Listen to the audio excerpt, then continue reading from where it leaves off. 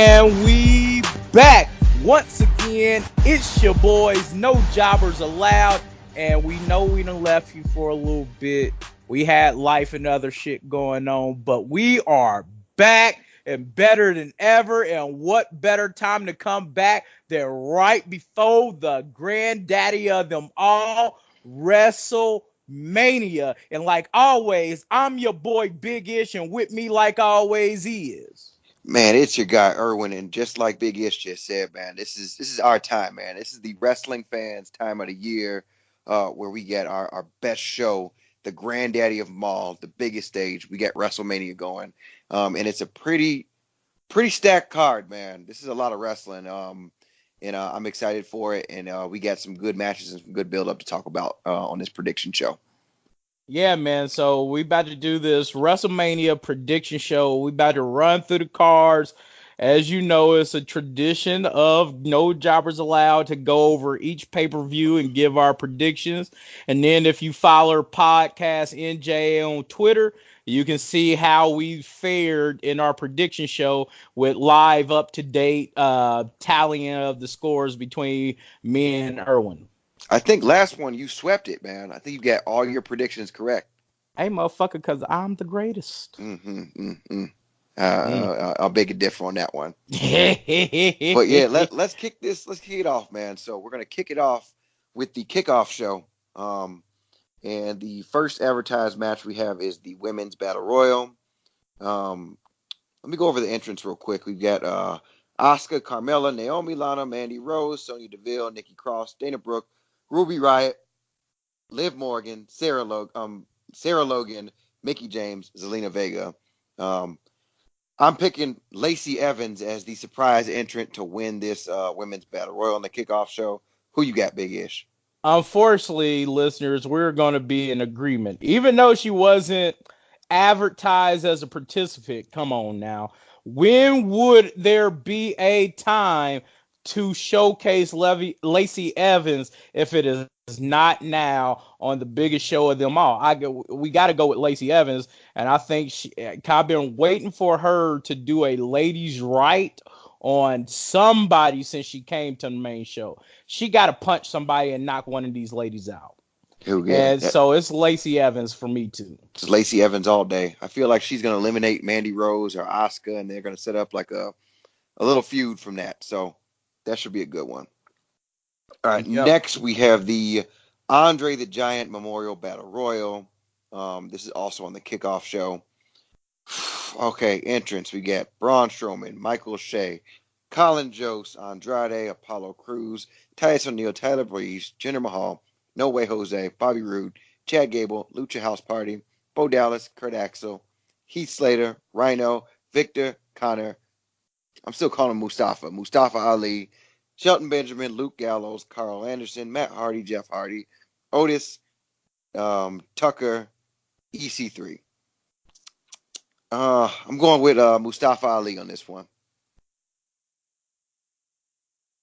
Who you got, Big Ish? I'm going with Mustafa too because I think like he has still got the momentum coming off of his loss at Fastlane. He was so huge when he didn't get his chance at Elimination Chamber. I think they are really, really building him.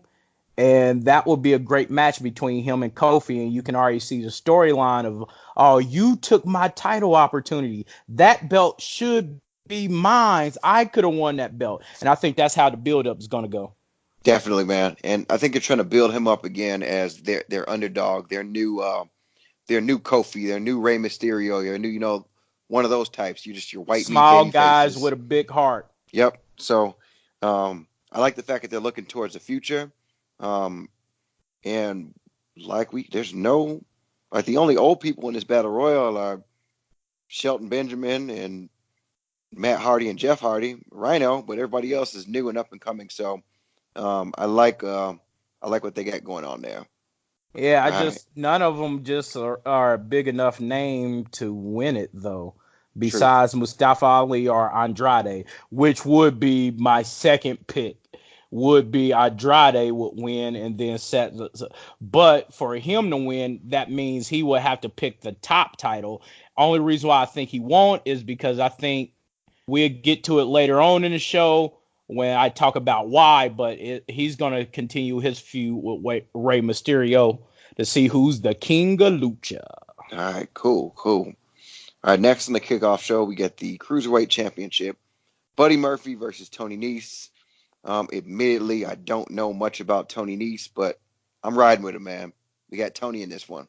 I'm going with Tony because I've been saying Buddy Murphy was going to lose like the title since Super Showdown, and he hasn't yet. So I gotta keep voting against him until he does, and I believe he's right for the picking with Tony Nese. I think it's going to be a good match. Tony's been putting on some good matches on 205 Live. He just beat Cedric Alexander to win this opportunity for the Cruiserweight title shot. So I'm going to go with Tony Nese. All right, let's do it, man. Let's do it. All right, next we got the Raw Tag Team Championship. And this is the start of the main show. The Revival versus Zack Ryder and Kurt Hawkins. And I'm going to go with my guys, man. I'm going to go with Zack Ryder and Kurt Hawkins. They're going to snap that losing streak for Hawkins. And they're going to have that WrestleMania moment. I got to ride with Zack Ryder and Kurt Hawkins. Dog, they better not, because it's going to be Revival. And you've been talking so much shit to me about how dope. Oh, Zack Ryder's this, Zack Ryder's that. They didn't even build this match. You've been disrespecting Zack Ryder, man. I ain't been disrespecting nothing. I just been stating facts. I will release the text messages. And all I said, and when they see how much you've been defending the guy, like I done called him a bum or something, they gonna be like, all he did was say the truth, Irwin. Dude, Zack Ryder, you act like Zack Ryder is a straight up jobber, man. I never said that. I never said that once. Zack Ryder had one of the best runs in wrestling for a little bit. And I never said he didn't. You're mad all because I said he has a shitty gimmick. I don't like Zack Ryder's gimmick, and that's all I said. I don't understand what's there to dislike. There's nothing to dislike about Zack Ryder's gimmick, though. Like, that's what I'm trying to understand. What is his gimmick? You explain his gimmick to me, dude. So Zack Ryder is like a Jersey Shore bro, man. He was Matt Riddle before Matt Riddle was Matt Riddle. Like, Matt Riddle's like the California bro. He's like the Long Island bro. So Zack Ryder's character was exactly like the way we used to be in college, man. He used to be partying, he used to be drinking, he used to be doing all that kind of stuff. And he was out in the clubs, all this stuff. So, like, I don't understand how you can dislike that gimmick when it just continued through that. It's just a terrible gimmick. Also, you know it. A terrible gimmick that haven't seen him on any televised events in almost a year. But he's been on Main Event, man. I said televised, not Main Event shit comes on the WWE Network. Not shit you got to search for and actually go, oh shit, I didn't even realize they were still doing this. Oh shit, it's Zack Ryder. Ain't seen him in a long ass time. That's where the Revival used to be, on the Main Event. Yeah, you see, they are champions now. Even when they are champions, they still have matches on Main Event. Either way, I'm not gonna let Big Ish disrespect Zack Ryder anymore. I never disrespected Zack. Shout out to Zack Ryder. Woo woo woo, you know it. I'm going with Revival. They better not lose to goddamn Kurt Hawkins and Zack Ryder at fucking WrestleMania. You gotta respect the Edgeheads, man. The former Edgeheads. I ain't gotta respect shit. Gotta respect the former Major Bros. Also, congratulations, Zack Ryder, on your engagement to Chelsea Green. No idea. Good for you. You don't know who Chelsea Green is? Yeah. You don't know who Chelsea Green is? You love all this AEW stuff? You kept saying it like I was going to say, oh, yeah. All you doing is repeating her name. You didn't tell me shit. Come on now. And you've been defending AEW all this time. You don't know who you Chelsea keep Green saying is? It like I'm really out here, like, dying on the heel of AEW. All I'm saying is give it a chance. I can release the text messages. Yes, do so, because they will literally prove all I said. Hey man, you kind of shitting on AEW a lot. Just give it a chance. Let me release the text messages and I'll show the direct contradictions. contradictions. Not one. To Yeah. many statements that you have said. Oh, Shout out to Chelsea Green, new NXT signee, former indie wrestler that wrestled on All In, not All In, All In in Chicago, former indie star for So date you Zack Ryder. saying it like she was fucking signed to AEW. She signed to NXT and did one fucking event for AEW. She was, whatever. she came from indie fame though. She came from indie fame and from Whatever. You TNA make it Impact. sound like she was a big signee of you keep it up with AEW, you know Chelsea. You should know who that is if you so hype on how good AEW I'm is not. gonna be. I just told you, give it a chance. That's it. We're not gonna disrespect WrestleMania anymore. We're not gonna disrespect WrestleMania by talking about AEW anymore. Sorry, WWE. All right, so next up we got the SmackDown Tag Team Championship. The Usos versus Ricochet and Aleister Black versus The Bar versus Rusev and Shinsuke Nakamura. I'm gonna go with the popular pick, but not maybe the smartest pick. I'm gonna go with Ricochet and Aleister Black. Who you got? I got the Usos. That's only because I really want it to be Ricochet and Aleister Black, especially after we know they just lost to the War Raiders on NXT. Shout out to TakeOver New York, because that was a great-ass show last night. But I still got to go with the Usos. You keep the belt on the Usos because they will keep catapulting it up, and you can throw them. Usos, you throw the Usos in a match with anybody, and you will get gold for the build-up every time. They just produce golden promos for any build-up that you need. So I think you keep it on the Usos. I don't think they lose it this Sunday. So that's the smart pick. I'm going to throw my little angle in the hat over here where I think that they're going to get screwed because they allowed Kofi to win. You know, they forfeited to Kofi to the New Day so that Kofi can get in the main event. And something's gonna happen where they allow Ricochet and Aleister Black to win. Somebody's gonna beat him up. I don't know. We'll figure something out with that. Yeah, it's just Ricochet and Aleister are technically baby faces. Oh, they definitely are baby faces. So you don't screw baby faces over with baby faces. If you would have thought, if it would have been the Bar to win it, I could see our Shinsuke and Nakamura to win it by screwing over Usos. I could see that angle. But if you think Ricochet and I don't think they would. I don't think their character progression would want to win it with a screw job. That makes complete sense. But I think that the New Day, not the New Day, the Usos are going to get screwed, and Ricochet and Aleister Black are going to take advantage of that and be like oh man, you get your rematch because we wanted to win this straight up or whatever. Somehow, some way. We'll see how it works out. Like I said, I'm still going to Usos. You got Aleister. Yep. Until they just shorten his fucking name to Aleister and Ricochet. Okay. So next up, we get a match that I think is not really going to happen. It's going to be Kurt Angle versus Baron Corbin in his farewell match. I think John Cena is going to replace Baron Corbin, or there'll be either Kurt Angle's going to, John Cena is going to replace Baron Corbin, or Kurt Angle's going to beat Baron Corbin quick, and then John Cena is going to come out. And either way, this match is not going to be the match that we get.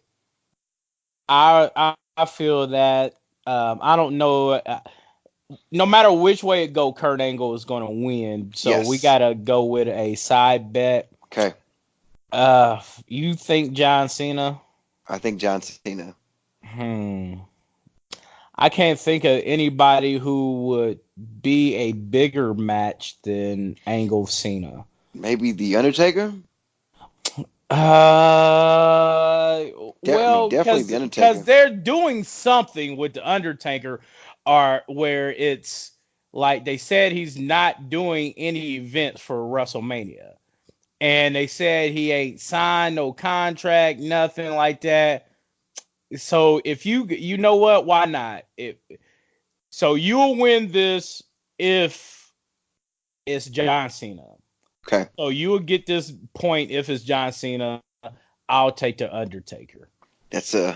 And of course if it's neither of those two, if it's not John Cena or the Undertaker, we'll just both get the point. We get the point. We know Angle is going to win. That's fair. That's very, very fair. All right, cool. So we'll move on to The Miz versus Shane. I don't think we really need to talk about this match too much. It's going to be Going to be the Miz. It's going to be The Miz. Shane's going to jump off some shit. He's going to try to kill himself. So let's figure out what he's going to jump off of. Shit.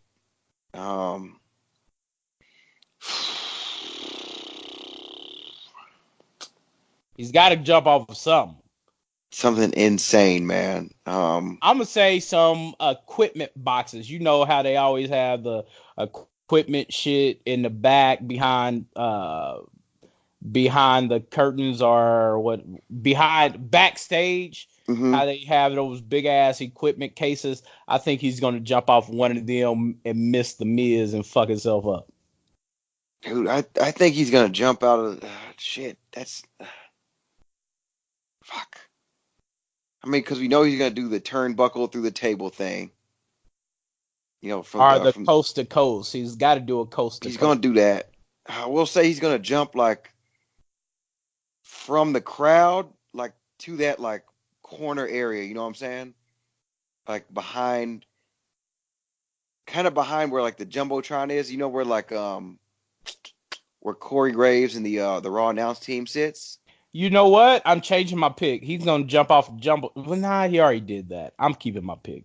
He's gonna jump from the crowd somewhere onto him somewhere. It's gonna be a very high spot. It'll be ridiculous. We'll see how that poses out because we don't know He's going to try to murder himself live on fucking TV, like he always does, man. Next match we've got is the Women's Tag Team Championship match. Sasha Banks and Bayley versus Beth Phoenix and Natalya versus Nia Jax and Tamina versus the Iconics. They're keeping the belts on Sasha Banks and Bayley.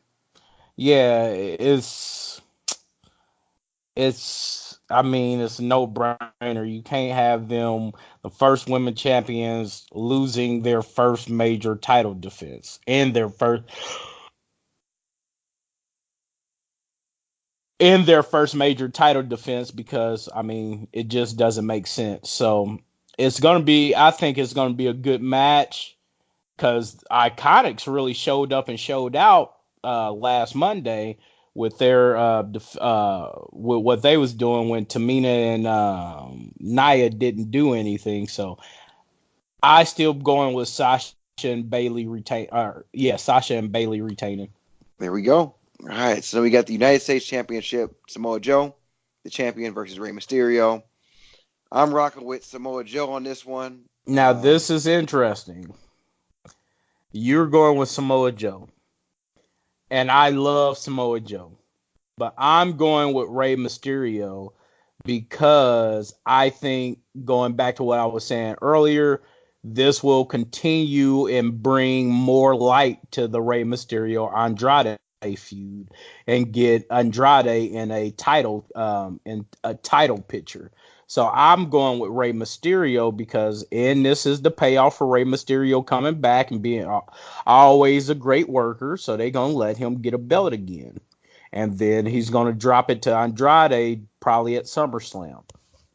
Dude, I'm going to go the opposite way, man. I think that Samoa's going to win and then hold on to this title for a while. Because you can do a lot with this. Like, you can do a lot with Samoa Joe, and you can only go one way with Rey Mysterio winning. And they have many ways that they can go. So I'm going to stick with Samoa Joe, just because he deserves it, and you need that heel. Well, I'm saying, champion. I know he deserves it. Let's be honest. I know he deserves it. Don't think I'm trying to say he don't, because I know he does. Of course. But the way WWE been working, it's building stories using the titles as opposed to stories that can be built. Like Andrade versus Rey Mysterio doesn't really need a title to make it great. Mm-hmm. But just like they just did for the women's main event, throwing an extra title in there for no good goddamn reason just to make it bigger, I think you get a bigger payoff if you do Andrade versus Rey Mysterio for the U.S. Title. Okay. All right. That's a good takedown, or a good take on that. Can't wait to see what happens tomorrow. All right. So then we got the Intercontinental Championship. Bobby Lashley versus the Demon, Finn Balor. Bobby Lashley should be winning, but it's going to be Finn Balor on this one. Or the Demon. Yeah. Only because they got this Demon character. So I guess they're only going to pull it out once a year. Which I think is dumb. I mean, I'm a grown man. I know it's not a real demon. Like, I don't understand what he does. Like, there's nothing special to me about the Demon other than his entrance. Because even when he is the Demon, he wrestles the exact same way. He does the exact same moves, has the exact same finisher, does everything exactly the same, except for he's just in face paint. Honestly. And that's not me hating or anything. I like the fact that he has a little another layer to his character, but they got to do something different with it to where when the Demon comes, it's a different character. Like, he does different shit, and it's just a different vibe. Kind of like shit. Kind of like Dude Love, Cactus Jack, and Mankind. All three different characters all have different things that they actually do. Move sets and all that shit. Yeah. Are like fucking RIP, Owen Hart, and the Blue Blazer. Definitely. Same person, different character. You know, if you portray them as a different character, they can have a different move set and do things differently. So, but I get you. It's gonna be Finn Balor. It should be Bobby Lashley, and we know it. There's no way Finn should be beating Bobby Lashley. Never. But he will. He will. No way, no how. So it's gonna be Finn Balor. I can't wait to post that Leo Rush picture. Finn Balor is trash with the Avengers logo in it. Yeah, I saw that the other day. I was like, damn. I can't wait to post that. And they really need to not. So here's one thing I just want to ask from WWE. They should not break up Bobby Lashley and Leo Rush. Oh, they got to now.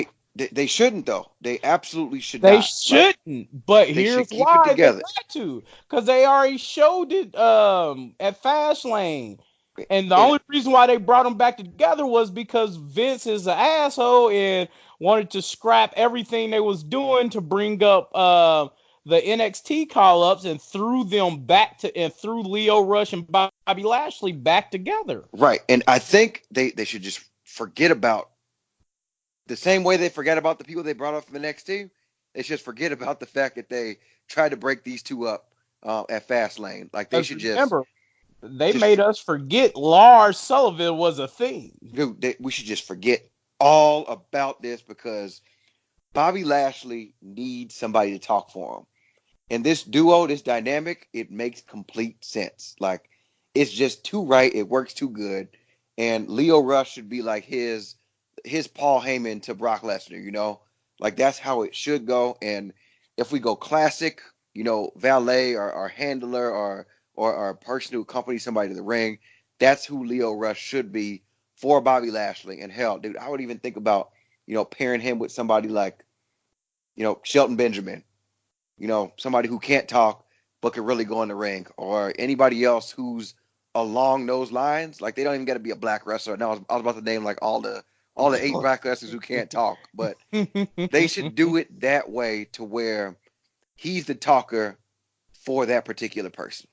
Like I've been saying since we started this podcast, damn, it's been a minute. What we start this last August? Dude, last August, man. Last August or September, or somewhere around there. Yeah, it was right before Super Showdown. That was August, I believe. Shit, we've been doing this for a minute, man. So, what I've been saying, man, anti-New Day. You got Bobby, you got Titus O'Neil, and you got Apollo Crews. All people that really, if they had someone speaking for them, they'd do a lot better. Now, Titus, in his defense, is not bad on the mic. He just don't have shit to say.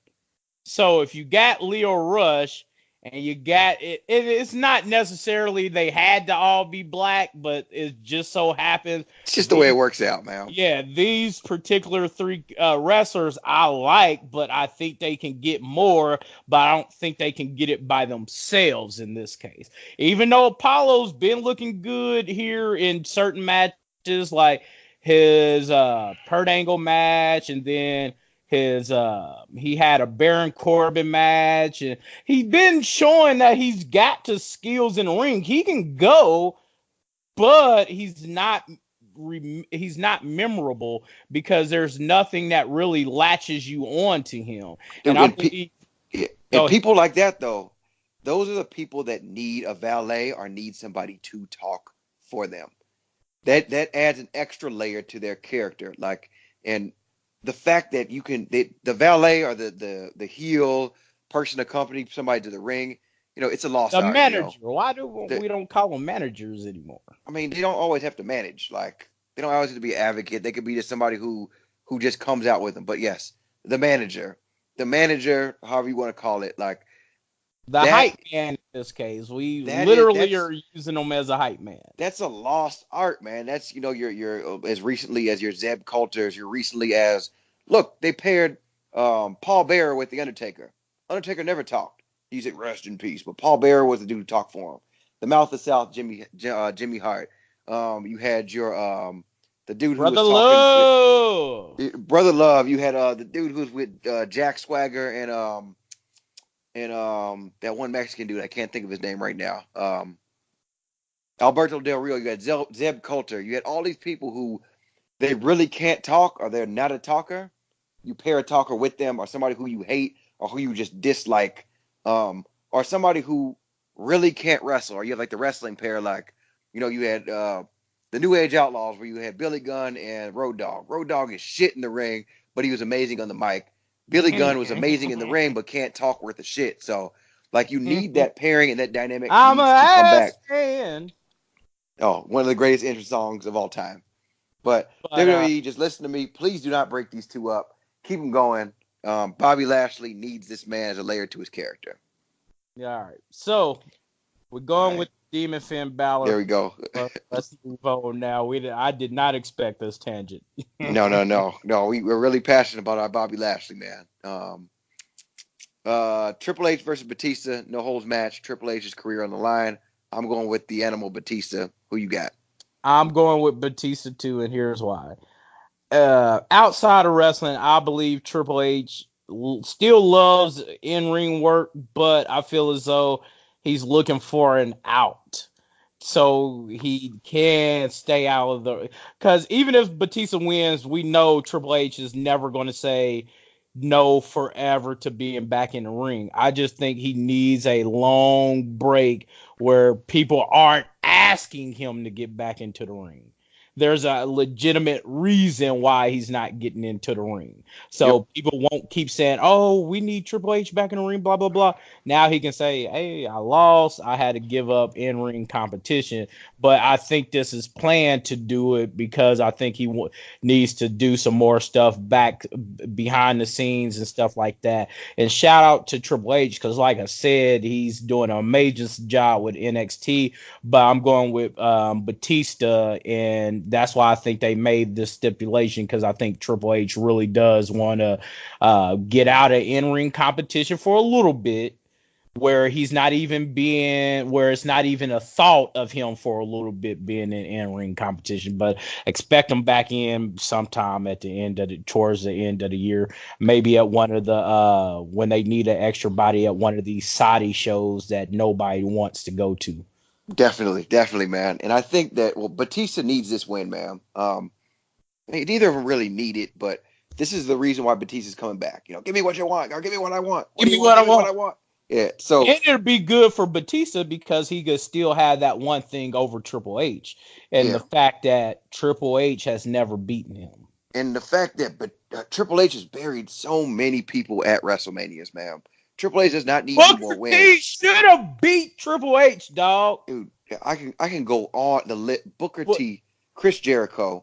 Booker T's the worst burying. Because of the fucking story behind that. They should have had Booker to go with that story, to be a good worker as he was, to go along with that racist ass storyline. His payoff should have been he should have took that belt off of Triple H. Definitely. And with this one, like Triple H, there's no more matches that I want to see Triple H. Like if I saw, Triple H versus anybody else, I would not want to watch that shit. The there's no more elevating he can do. There's nothing else that I really want to see him do. But Batista could, he could wrestle Randy Orton. He could do an AJ Styles. He could do something else. Like Yeah, he could he's figure something still else out. good. He's And still healthy, even though I know Triple H keep his body in health and shape. But Batista's still doing the Guardians of the Galaxy, still doing movie role shape, so he has to stay active. So he's less stiff in the ring. So I would prefer, because you know how I don't like old ass wrestlers wrestling old ass wrestlers or young guys a lot. But I believe Batista, on the other hand, could still work. He won't be stiff. He still stays very active on the movie route. So that's yeah, why I go with Batista.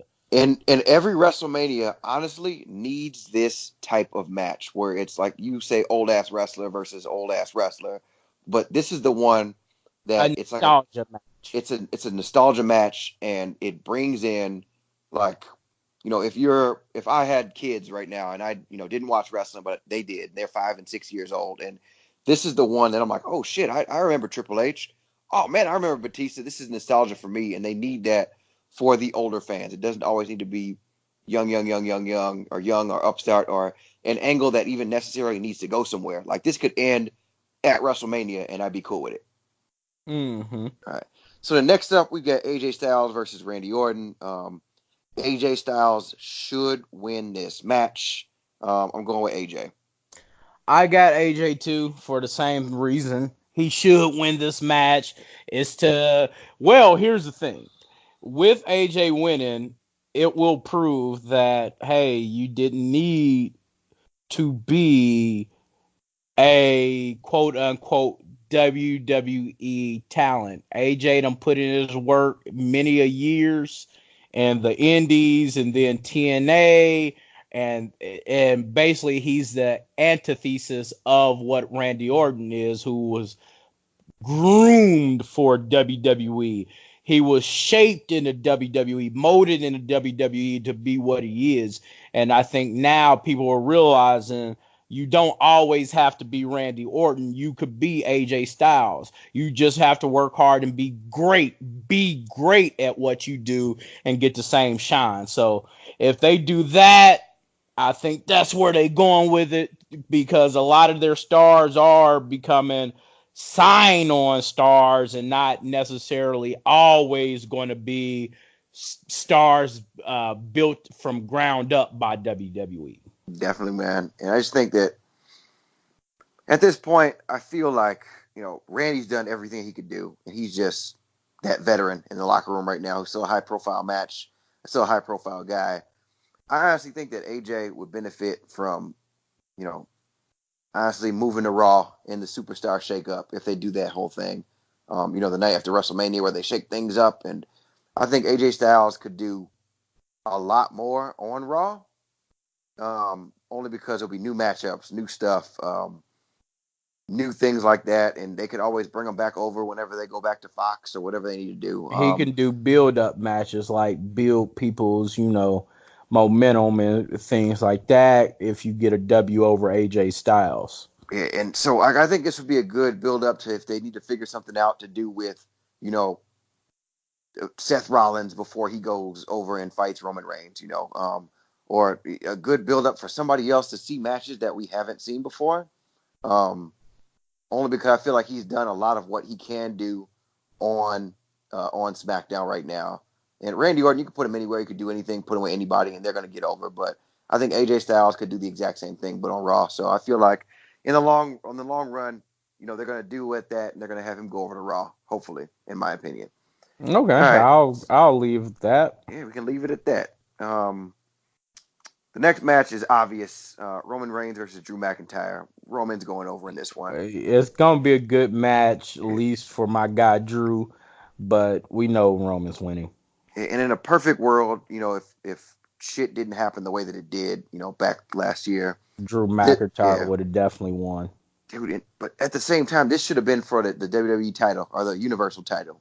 This would have been for the WWE. I feel like if the fortunate things that happened to Roman If that didn't happen, he would have still kept the title and he would have lost it to Drew McIntyre at WrestleMania. I agree. We're in agreement on this one.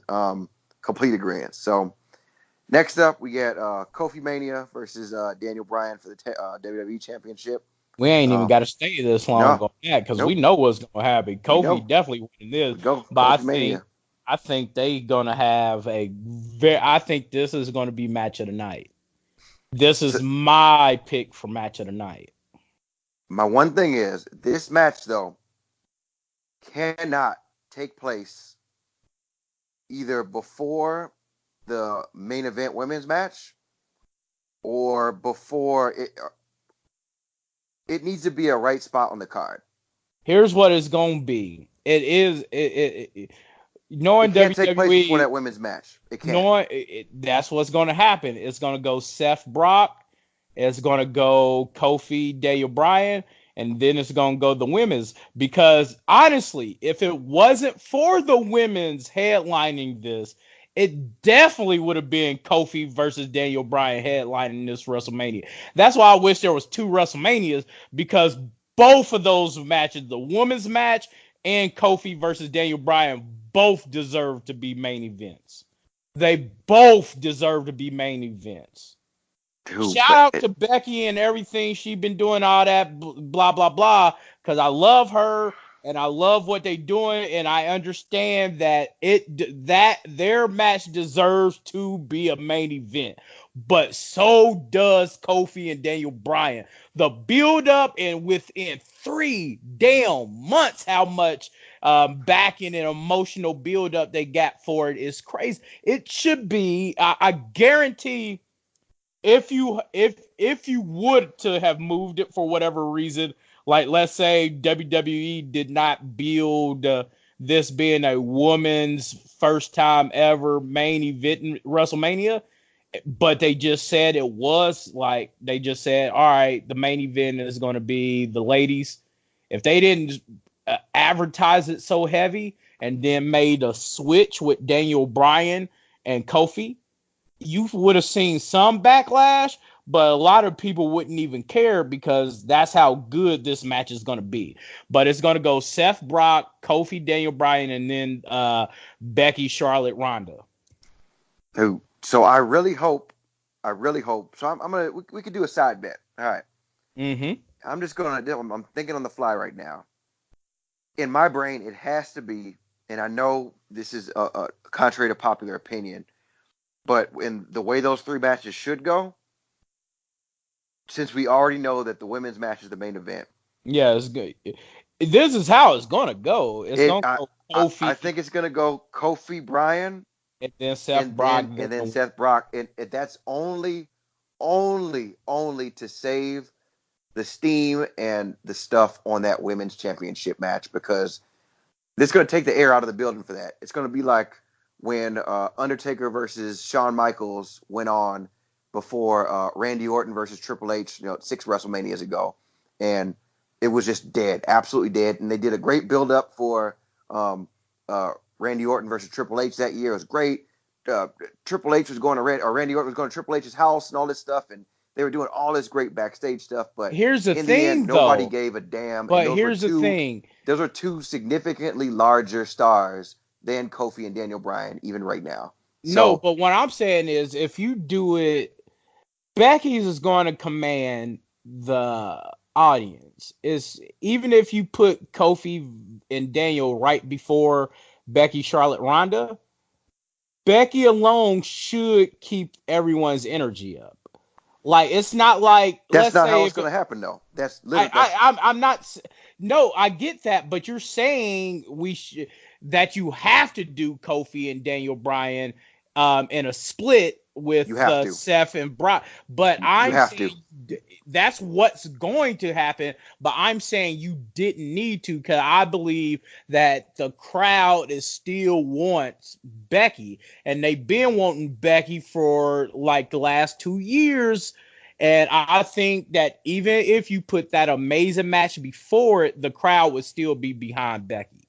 I don't think so. I don't think it'll I be don't as, think as you much. needed a split, but they're going to do it as a split for what you're saying. But I think they're not giving the crowd and Becky enough credit. The I crowd won't. would still love it. I really, really think that like this, there's so many matches that have taken place in the wrong spot on the card that has made a great match less is great. So obviously, and we can even roll into the next one where we get the Universal Championship, Brock Lesnar versus Seth Rollins. I don't really give a Yeah, shit I about this already don't match. care about it either. So it's I gonna be don't care. Rollins. Yeah, it's gonna be Seth. I care more about Roman Reigns and Drew McIntyre, AJ Styles, Batista, and Triple H. I care more about all those than I do this one, um, which is why they should put this before that women's title, so you can go, not be so worn out on wrestling, not be so emotionally up and down, or at least have a long break or a long layover or something before the winner I take all probably won't match. even watch this match. No, I got to skip it. I got to skip it. I'm So I'm not going to watch this match most likely. yeah, well, I can watch the replays on YouTube or whatever if I need to, Yeah, but highlights. or it should be a really quick match and we shouldn't care about it, a la Brock Lesnar versus Goldberg at WrestleMania. All right, last match.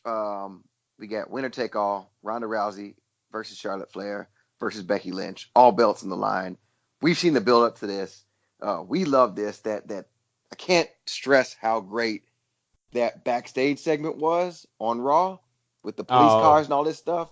I absolutely, that's sports entertainment to a T. Like it that's, should always be over the top. dude, I hate that's what when you they needed. don't go over the top more often. Like, make it over the top. You could sprinkle in some realism, but make it over the top. And it's Like, perfect. It's like perfect. Rhonda crashing the cop car and shit Dude, I with was her hands dying. cuffed behind her back. Dude, and my point was when they had to tape that before Raw, like they had to be pre-taped Yeah. because it was too perfect. And like when the from when even like Ronda tapped out Liv Morgan, and she immediately gets up and sticks Charlotte like in the neck, and they just start brawling like just immediately like that shows, hey man, we want to fight, like we're gonna fight. We don't like each other. Then they get backstage, and when they put Becky and Ronda in the same car, and they which look at each other. which is the over the top part, Yeah. They because look at each other, they who stop, the they hell would pause. put those two in the same car if y'all arresting them? Dude, I Like, was you would dying. never put them in the same car, and that's where you need the over the top. Why would you do that? Because it made for amazing TV in an amazing segment. Dude, so we all know that the way they Oh, build we're this up. getting a big knee by at the end of Oof. that segment. That big knee by Charlotte on Ronda. Oof. Oof. Ooh, I was like, ooh. damn. Damn. And this again, this is how WrestleMania matches should be built up if it's gonna be the main event. The way that Kofi and Daniel Bryan have been built Memorable up. things. And the funny thing is people always talk about and people talk about wins and losses, and that we even do it. We're very guilty of this. We're talking about, oh man, they're burying so and so, they're burying this person, they're doing that, and I guarantee you, we'll be doing this podcast the next 5 years. We won't remember the shit that happened up to Ronda Rousey, Charlotte Flair, Becky Lynch, but hell, we will remember that backstage police car segment. We There's won't remember. always one thing you will remember Yeah, before, like, there's always certain things that dude. you remember, certain small things. Definitely. When you think about even going back to I'm a classic throwback to the Attitude Era. Remember when Austin 316, I just whipped your ass when he came up with that? Yeah, Guarantee you, half of the fans can't even remember the King of the Ring tournament. You don't I remember that? actually I don't. You don't But remember winning in that? my defense, I was You were really really young. young. Because I was really young when that stuff happened. And then, Yeah, like, I I'll was even young. more recent, like, you don't remember, necessarily the build up to Hogan versus The Rock. Yeah, You don't remember that, like, but that's but again to this day, but that's my favorite I WrestleMania also match. I also care not to remember. Fuck Hulk Hogan. Dude, But I will still watch Hulk Hogan matches. dude, okay, but you can't. That's a pod. We could do a whole pod on Hulk Hogan and all this stuff because Yeah, it just annoys me that I love him as a wrestler. And And I got some hot. We can. But let's not take away Becky and we Ronda do, and all this shit. yeah, let's We'll do a quit going pod on on that that. one. But But for example, nobody's gonna remember a lot of the stuff. Nobody's gonna remember Asuka losing. No, like, they'll just remember in years the memorable things. Like you remember the ladder match, Razor Ramon versus Shawn Michaels. You remember the end of an era. You remember Triple H versus Undertaker and Shawn Michaels going 1-on-1. You remember Undertaker versus CM Punk, stuff like that. Like, but you won't remember all the build up to this match. So when I say to all these fans, they're always like, "Oh, they're burying somebody. They're burying Ronda. They're burying this person. They're burying that." They're not burying anybody. They're making a memorable moment, and they're making a product that will last in our heads that we will never ever forget, which is gonna be this match. yeah, but they still buried Asuka. I don't care. We can fancy it up with all these words, but they buried Asuka. But 10 years from now, you're not gonna remember them burying Asuka. You're gonna remember Asuka for the greatness that she was. We don't remember Booker T getting buried. Remember King Booker. Remember all the "Can you dig it, sucker?" We don't remember. Oh man, Booker T for getting buried at WrestleMania. Do you remember that? We just talked about one where he got buried. But what do we remember him for, though? We don't remember him for getting buried at that. We remember for how great of a worker he is, for him being a Hall of Famer. We don't remember him for that two-time Hall of Famer after tonight. See, that's the legacy that he's leaving. That's it. Not him getting quote unquote buried, when that's the easiest, the most blatant case of nepotism and anything that you can think of. That's the biggest burial I could think of off the top of my head. But we won't remember Asuka for that. Yeah. All right, let's continue with the match. Hey man, so yeah, that's it, man. That's all we got. We got Becky Lynch on this one, so yeah, Becky. I mean, you can't just imagine how the fans would go off if Becky lost this one. Particularly, I wouldn't care because I love Becky. It is what it is. But if she didn't win, there's some motherfuckers out there who will straight go off. If Charlotte wins this one, that's burying Becky Lynch. If this is a case of burying. If Charlotte wins, Becky can't come back from this shit. But we wouldn't remember that. We only remember the good things from Becky Lynch. Becky's not that good though. So Becky's not that classic yet. You can't put Becky up there yet. You better chill out. You can't put Becky up there with the greatest yet. You cannot put Becky up there with the greatest of all time yet. Chill out before her resume. I'll say it on the pod. Her resume. She's still an active worker right now. Her resume. She could leave next month, and in 5 years from now, we won't remember Becky as one of the greatest workers of all time. Yeah, she's building her legacy right now. Let her build it. She's good. Like let her build her legacy. I believe her outer ring stuff is better than her in ring stuff. We are in complete agreement on that. Which is why they added Charlotte Flair to this match, because Charlotte Flair is a fucking workhorse. Dog, Charlotte Flair is the best women's wrestler to me. And like I love her. Like why I think she has been. I don't want to say given, but that's kind of what it is. Given more opportunities than other people because of her lineage. I still believe she worked hard in every opportunity she did have. Dude. I ain't never really watched a bad Charlotte match. So what I want you to do though is, I don't know if you remember, I'm going to do it to refresh myself too. Okay. Watch like early Charlotte Flair, like 2014, like 2015, like that's when you could say that Charlotte Flair was given everything, because one, her character was terrible. She was piggybacking. She had to have Ric Flair come out with her to get a pop to get anything.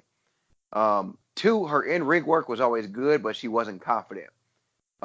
Three, she just wasn't the character that she is now, and wasn't as good as she is now, but yet she had 3 Raw Tag Team Championships, and in fact, all is given to her. That's what I'm saying. Right now, she has earned every single thing. We're in agreement. That's why I said in the past. No, we're not disagreeing on anything. We're in a perfect agreement. 100%. I think like when it comes to a wrestler, like Charlotte is what you want.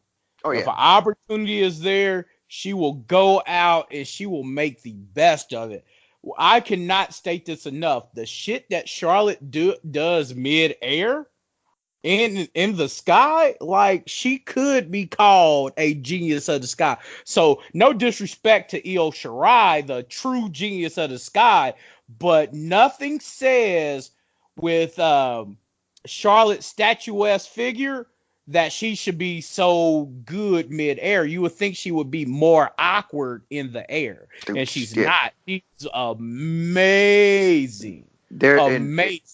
Charlotte is the complete package as far as a wrestler goes. Like as far as a wrestler goes, she's got the look, she's got the size, the character, the build, she got the speed, she got the agility, she got the character, move set that works for her. Like a lot of these guys try to do moves and it's just like, I don't believe you. But with Charlotte, I could believe I can get lost and mark out watching the Charlotte match because I believed the story she telling during her matches. Yeah, she's an all-around performer where I think Becky's serviceable in the ring. Very good, above average. I'm not going to call her average. Great character. Awesome character, but look at the matches, okay, very recently, and we're in agreement, we're not arguing or anything, but to make our point even better, look at Charlotte versus Asuka versus Becky versus Asuka. Great match, Charlotte versus Asuka. Yep. The Royal Rumble, Becky versus Asuka, I was kind of let down. I give it a meh. Because Asuka can go, and that means you need to put her with someone else who can go. And as of right now, I didn't feel Becky in the ring wise. And shout out to her being one of the 4 horsewomen and all that. I ain't saying she can't work. I ain't saying nothing like that. I'm just saying when put in a position like that, if you remember her last few matches, like before this year started, towards the end of last year, the Becky and Charlotte matches, Charlotte was carrying the work side. Becky was carrying the build-up side. So the actual side that needs the talking, that needs the character of the man, Becky Lynch. She hands down, she got top marks and that side. But the wrestling side, it still leaves me wanting. I still like her, but Asuka and Charlotte was better than Becky and Charlotte. I 100% agree, man. I agree. And I think that if we were to rate, man, if I'm going to go through my top women workers right now, excluding NXT, that just adds another layer to it because there's even some, I don't think there's many complete packages right now. Oh, no. We'll just do main roster for right now. Become more expert on that one. And I don't want to speak on something I don't know about. As far as women's complete packages, Charlotte's number 1. Okay. As far as workers to me, along with complete package, I think you got to go with, Sasha Banks as number 2, as far as her in-ring work, her mic work, all that stuff, her character, everything like that. Definitely number 2. Becky definitely edges out Asuka for me because I don't think Asuka really has a character, or maybe it's her character. Yeah, she has a hasn't taken a chance to develop that character, but then comes Asuka for me. As far as that goes, Charlotte. I'm surprised you wouldn't put Bayley 4th and Asuka 5th because of the all-around mic work and in-ring work. And I think I might have some bias because I just don't like Bayley's character. Oh, okay. But it's not for me. It's not for me either. So I can't. All around though, if we're talking about how the characters work, her character is very over and it's perfect 100%. For her. It is perfect over for her. So that's why I would say I would have figured Bayley would have been 4 and then Asuka 5th, just because we can do that. Her character doesn't match up with her in-ring work, which is what the same thing I'm saying about, or the same vein of what I'm saying about Becky is her in-ring work is higher than her, or is lower than her character work, and Asuka is vice versa. Her in-ring work is higher than her character work. Dude, and I'll tell you the moment. I know I probably told this to listeners before. I knew that Bayley is actually, when you go to these live events, the most over star, like more over than Little John kids Cena, and than girls love everybody. her. Dude, so I'm at the United Center. There's a WWE live event, and it's Bayley versus Sasha Banks. And I'm drinking a little bit. I'm chilling. I'm having a good time. And Bayley's music comes on, and I'm used to the Attitude Era. Going to shows, you say whatever you want, profanity, all this kind of stuff. Um, and Bayley's music comes on. I stand up and I say, "Bayley sucks," the loudest I can. And I will kid you not, every single child and person around turned and looked at me and said, "Bayley doesn't suck. You suck." "What do you mean Bayley sucks?" Like everybody, like it was at least 15 to 20 people that verbally berated me for saying Bayley sucks. And they were riding with their girl and they were like, "How dare you disrespect my Bayley, my talent, my person." And she got the biggest pop of that night. That's why I'm like, dude, Bayley is over, and WWE has money with this character for this segment. I didn't even get the same reaction when I said John Cena sucks. Well, It was terrible. since we tell the stories, I'll tell you my John Cena one. Like I literally, so I was back in Indy not too long ago, taking my nephews to the movies. Took them to go see Captain Marvel, and after we went to go see Captain Marvel, they was because when they came over, I was watching NXT. It was like, "Uncle, you love wrestling?" I was like, "Yeah, I love wrestling since before you boys we even thought of." So took them to the movie. They was like, "Well, after this, can we go back and watch the John Cena Elimination Chamber from the previous year?" I was like, "I guess. I don't. What you mean, you guess, Uncle? I'm not a huge John Cena fan, but we can watch it if y'all want to watch it." "You don't like John Cena? You're a hater." I was like, "God damn, my own nephew's telling me I'm a hater because of some damn John Cena. Ain't this a bitch?" But he does everything, and people love him. Like you said about Bayley, there's a reason people love him. He just evokes that emotion out of people that he he does great. He makes you mark hard. His great in-ring work, his incredible and outstanding character and promo work, and then of course he's just a generally good guy. If we not even talking about wrestling, he's just a good guy. But yeah, so that's the same thing. Like kids will tell you who is over or not. Kids will let you know if a character is over because they have no filter and they're just honest to a fault. Truth. And they know who they like, and they ride with who they ride with, no matter what you say or how you feel about it, man. But Yeah. dude, I think that's all we got for him, man. Do you got anything else for him? Nah, you already know what it is, listeners. Thank you for coming back to us time and time and again. This has been No Jobbers Allowed, the WrestleMania 35 prediction show. And like always, you know what it is. It's been No Jobbers Allowed. It's been your boy Big Ish. And with me, like always, was. Man, it's your guy, Irwin, man. Happy WrestleMania, and we out. We out. Listen to this music.